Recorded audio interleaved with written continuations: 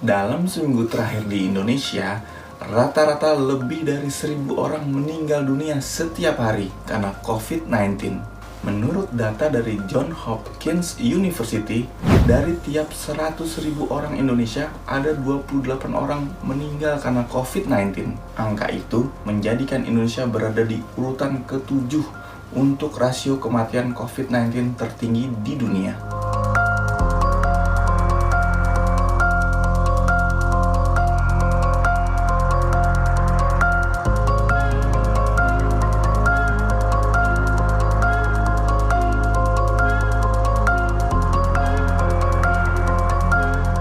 Kisah tragis ribuan pasien COVID-19 yang meninggal saat isolasi mandiri menjadi tamparan bagi sistem kesehatan negara ini. Dalam sejumlah temuan di lapangan, ternyata banyak pasien isoman yang tidak menyadari kalau dirinya memiliki penyakit bawaan atau komorbid. Pasien COVID-19 dengan gejala ringan dan boleh isoman bisa saja menjelma jadi kondisi darurat ketika dia tidak menyadari kalau memiliki penyakit bawaan. Banyak juga kejadiannya. Pasien kan yang isoman itu yang kita tahu rata-rata dipantau oleh puskesmas setempat ya. Perburukan yang berkaitan dengan Delta Storm ini itu terjadi pada hari-hari ke-7 sampai 10 dan perjalanan penyakitnya. Jadi bisa kita bayangkan dia sudah 1 minggu di rumah tanpa tahu ada penyakit komorbid atau tidak. Tiba-tiba terjadi perburukan, dibawa ke rumah sakit, kita periksa lengkap, ternyata dia sudah ada komorbid yang terbanyak hipertensi dan kencing manis walaupun pada usia dewasa muda. Juga selain 2 penyakit tadi adalah obesitas. Penyakit bawaan atau komorbid bukan satu-satunya penyebab tingginya angka kematian COVID-19 di tanah air. Kasus kematian tanpa penyakit bawaan juga cukup sering terjadi.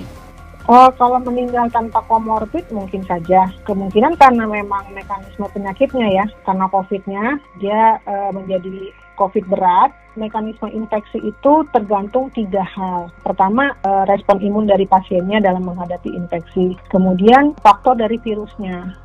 Berapa banyak virus ada di dalam tubuhnya, kita sebut sebagai viral load. Makin banyak virusnya tentu infeksinya makin berat. Kemudian lingkungan, bagaimana paparan terhadap pasien tersebut terjadi beberapa kali berulang. Kalau terjadi berulang-ulang kali tentu penyakitnya akan semakin berat. Epidemiolog Griffith University Australia Diki Budiman menyebut angka kematian yang tinggi di Indonesia akibat kesalahan penanganan sejak awal.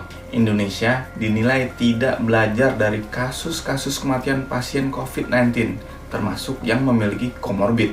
Jadi komorbid ini ya sebetulnya nggak masalah kalau dia ada komorbid terinfeksi juga, nggak akan harus menyebabkan dia meninggal, tapi syaratnya ya cepat ditemukan. Kematian ini jangan juga diterpot karena dia punya komorbid, nggak selalu begitu. Karena komorbid yang cepat ditemukan terus dilakukan rawatan dulu akan bisa melalui ini dengan tetap aman dan pulih. Yang terjadi adalah kombinasi dia punya komorbid, dia terlambat ditemukan juga karena kapasitas 3T kita yang rendah dan lemah.